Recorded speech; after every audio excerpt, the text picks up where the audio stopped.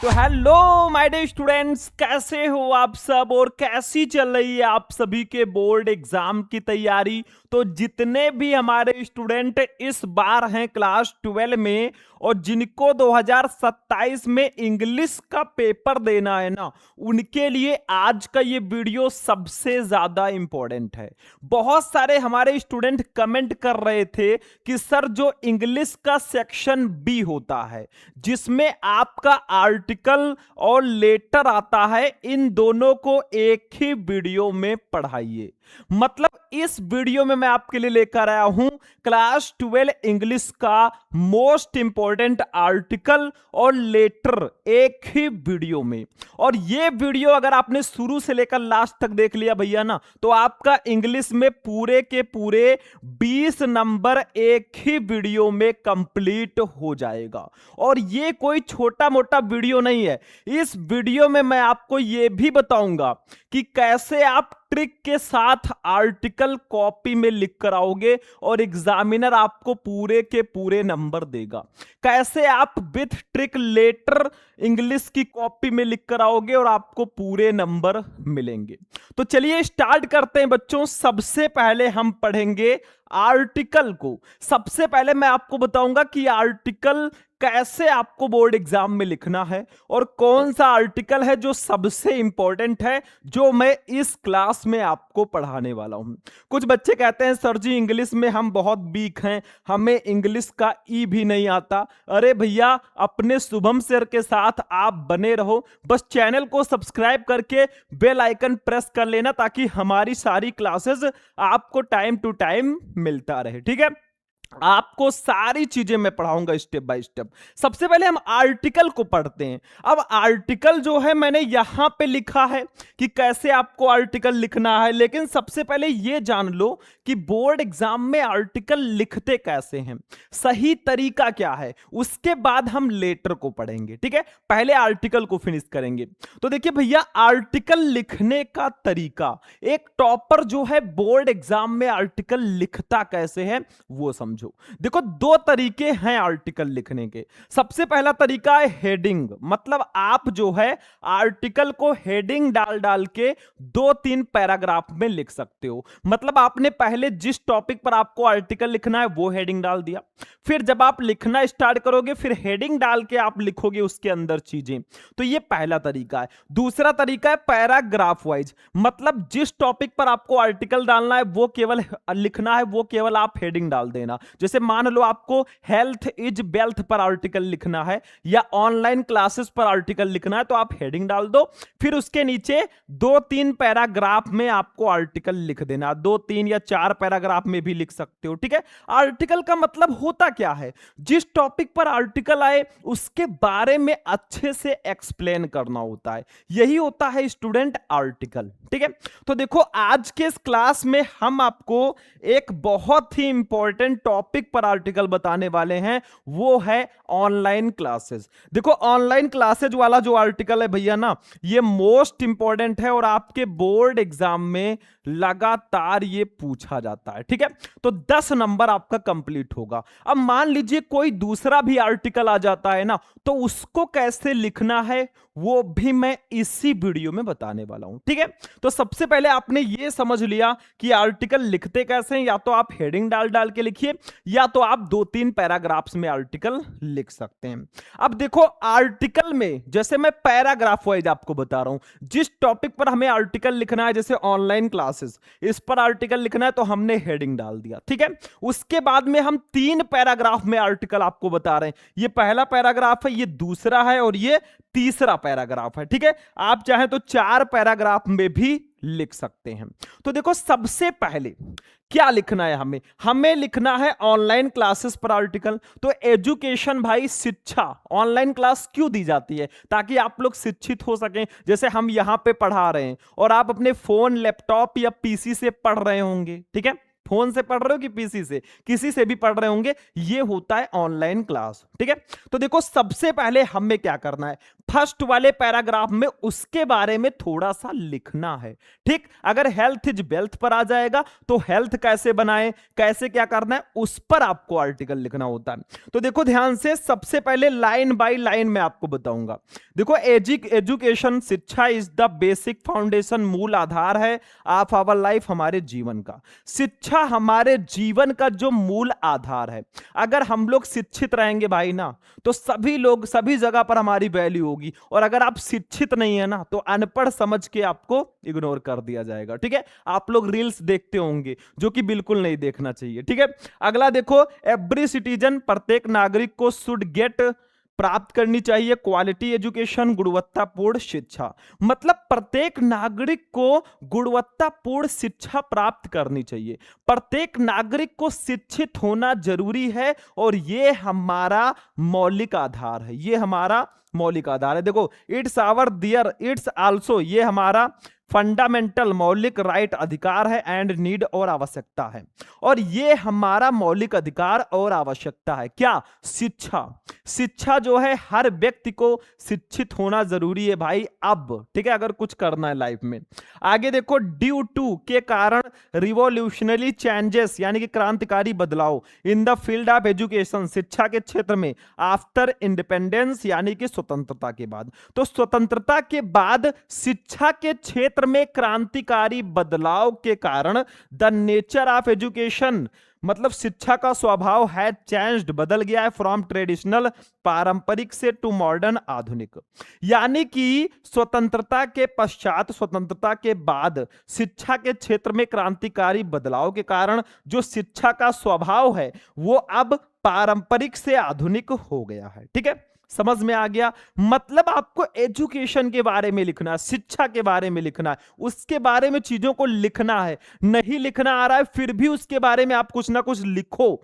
फिर भी नहीं आ रहा है तो पैराग्राफ उठाकर लिख दो, लेकिन कुछ ना कुछ जरूर लिखना है। ठीक है, आगे देखो, एट प्रेजेंट, यानी कि वर्तमान में, e education means online education, which is becoming, जो हो रहा है वेरी पॉपुलर, बहुत प्रसिद्ध। तो वर्तमान में जो ई एजुकेशन है, मतलब जो ऑनलाइन एजुकेशन है ना, वो बहुत ज्यादा पॉपुलर हो रहा है। ठीक है, समझ में आ गया? या एक बार मैं फिर से रिवाइज करूं, बहुत सिंपल है। ठीक है, देखो, education is the basic foundation of our life, शिक्षा हमारे जीवन का मूल आधार है। एवरी सिटीजन शुड गेट, ये क्वालिटी एजुकेशन, प्रत्येक नागरिक को गुणवत्तापूर्ण शिक्षा प्राप्त करनी चाहिए। It's also their fundamental right and need, ये उनका मौलिक अधिकार और आवश्यकता है। Due to revolutionary changes in the field of education after independence, यानी कि स्वतंत्रता के पश्चात शिक्षा के क्षेत्र में क्रांतिकारी बदलाव के कारण, the nature of education has changed from traditional to modern, यानी कि शिक्षा का जो स्वभाव है वो अब पारंपरिक से आधुनिक हो गया है।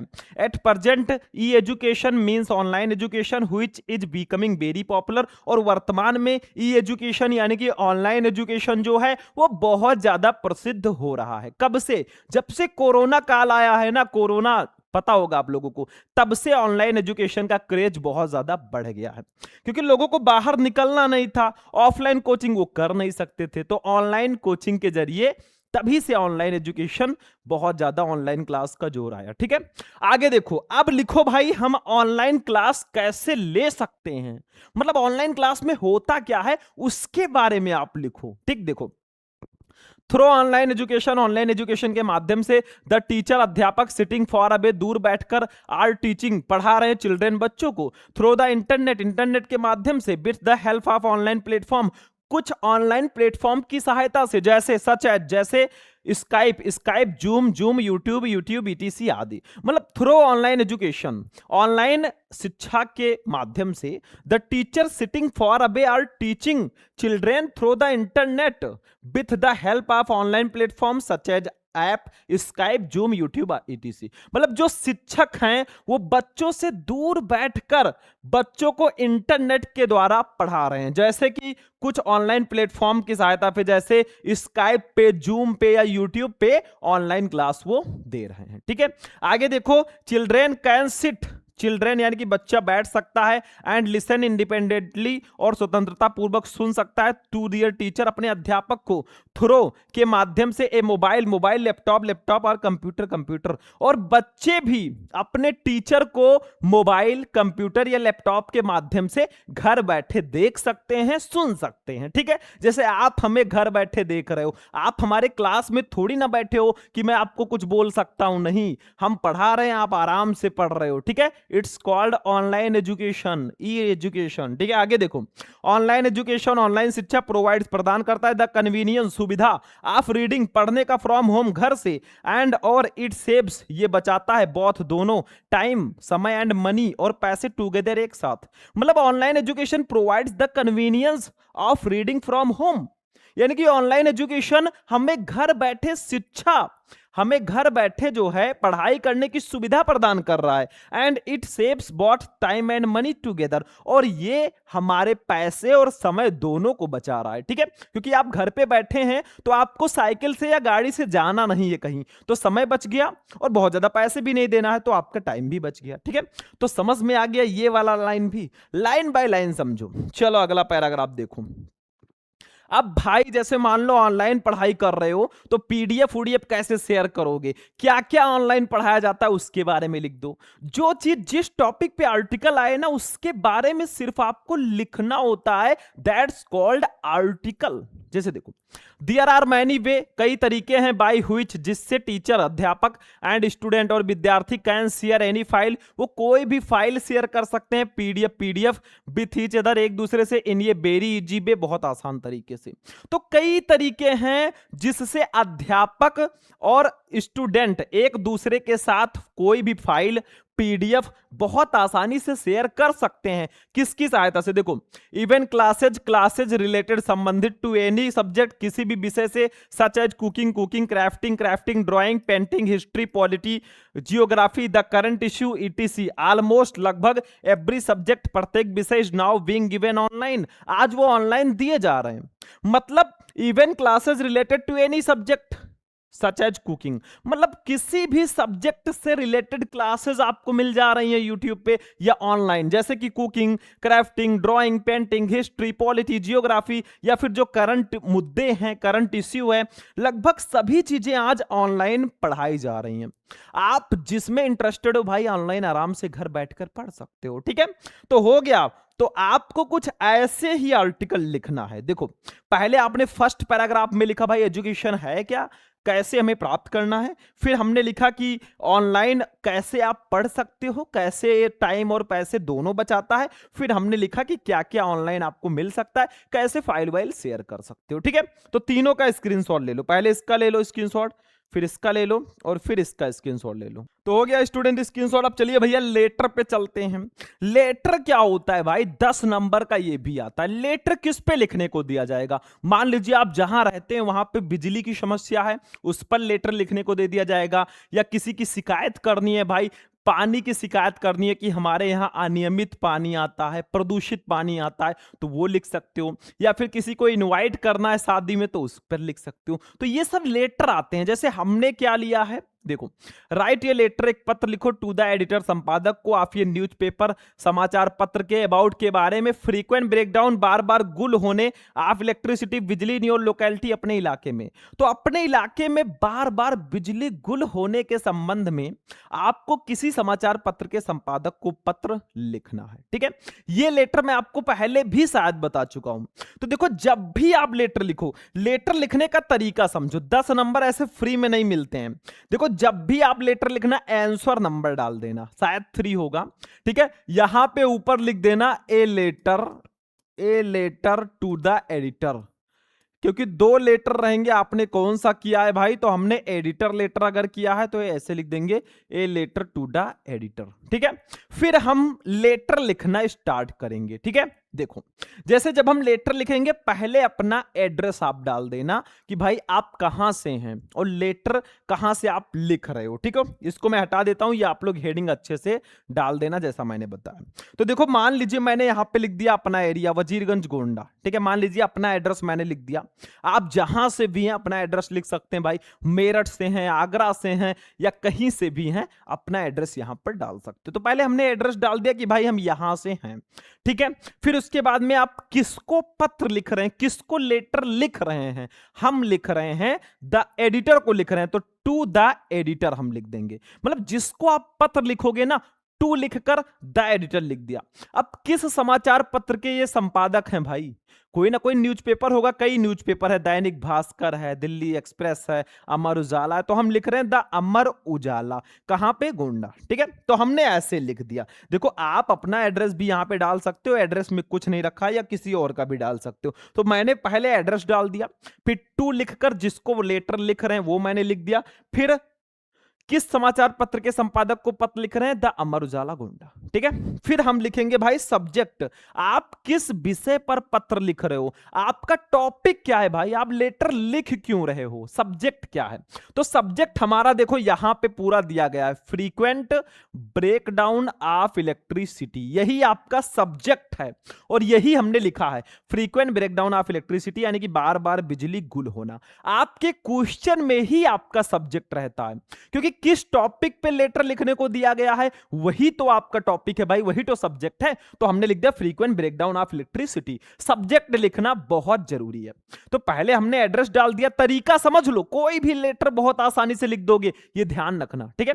तो पहले हमने एड्रेस डाल दिया वजीरगंज गोंडा, फिर जिसको पत्र लिखना है टू द एडिटर, ठीक है।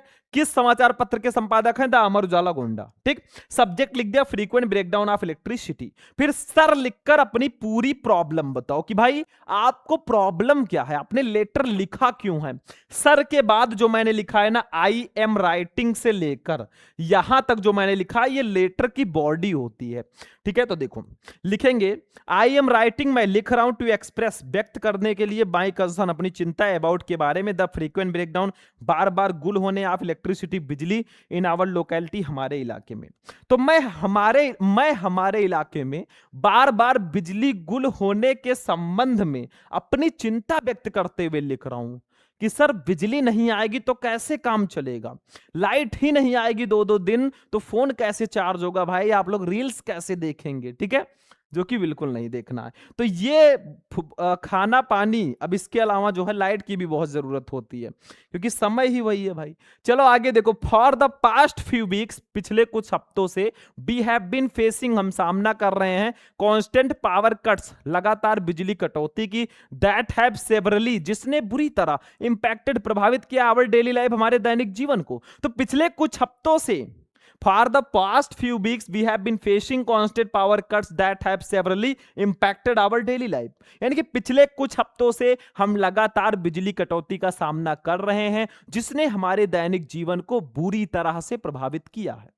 क्योंकि भाई लाइट नहीं आएगी तो फ्रिज नहीं चलेगा, एसी नहीं चलेगा, कूलर नहीं चलेगा, गर्मी में पंखा नहीं चलेगा, उसके बाद में बहुत सारे लाइट से ही सब कुछ जुड़े हैं, रोशनी नहीं आएगी, ठीक है। फिर उसके बाद में चार्जिंग नहीं होगी किसी चीज का। फिर देखो आगे, द पावर कट्स, यानी कि बिजली की कटौती, हैड डिस्टरप्टेड, उसने बाधित किया है, आवर वर्क, हमारे कार्य को, स्टडीज, पढ़ाई को, एंड डेली एक्टिविटीज, और दैनिक गतिविधियों को, कॉजिंग, जो कारण बन गई है ये ग्रेट डील, बहुत बड़ी इनकन्वीनियंस, यानी कि असुविधा, एंड फ्रस्ट्रेशन, निराशा का। तो the power cuts have disrupted our work, study and daily activities, यानी कि बिजली की कटौती ने हमारे काम, पढ़ाई और दैनिक गतिविधियों को बुरी तरह प्रभावित किया या बाधित किया है, causing a great deal of inconvenience and frustration, और जिसके कारण बहुत ज्यादा निराशा, बहुत ज्यादा हमें असुविधा और निराशा हुई है, ठीक है। अब थोड़ा सा उनसे आग्रह करो भाई, अधिकारियों से, आई अर्ज द अथॉरिटीज, मैं अधिकारियों से आग्रह करता हूं, टू टेक, लेने के लिए, इमीडिएट एक्शन, तत्काल कार्रवाई, टू एड्रेस दिस इश्यू, इस मुद्दे के सॉल्यूशन के लिए एंड इंश्योर और सुनिश्चित करें, मतलब I urge the authorities to take immediate action to address this issue, यानी कि मैं अधिकारियों से इस मुद्दे के जल्द समाधान के लिए आग्रह करता हूं, तुरंत तत्काल कार्यवाही के लिए आग्रह करता हूं एंड इंश्योर और सुनिश्चित करें, ठीक है, दैट की वी हैव ये कंसिस्टेंस हमारे पास हो। एक कंसिस्टेंट का मतलब होता है निरंतर, ठीक है, एंड रिलायबल और विश्वसनीय सप्लाई आपूर्ति ऑफ इलेक्ट्रिसिटी बिजली की, यानी कि I urge the authorities to take immediate action to address this issue, मैं अधिकारियों से आग्रह करता हूं कि वे इस मुद्दे के समाधान के लिए तत्काल कार्यवाही करें एंड इंश्योर दैट और सुनिश्चित करें दैट की we have a consistent and reliable supply of electricity, हमारे पास एक निरंतर और विश्वसनीय बिजली की आपूर्ति हो जिससे हमें प्रॉब्लम ना हो। आगे देखो, आई होप आप नीचे से लिखना तो ज्यादा बेटर रहेगा, इसके नीचे से यहां से, ठीक है, तो आई होप मुझे आशा है दैट की द कंसर्न अथॉरिटीज इससे संबंधित अधिकारी will take this matter seriously, इस मामले को गंभीरता से लेंगे एंड वर्क और काम करेंगे टुवर्ड्स क्योर फाइंडिंग पाने के a solution to this problem, इस समस्या के।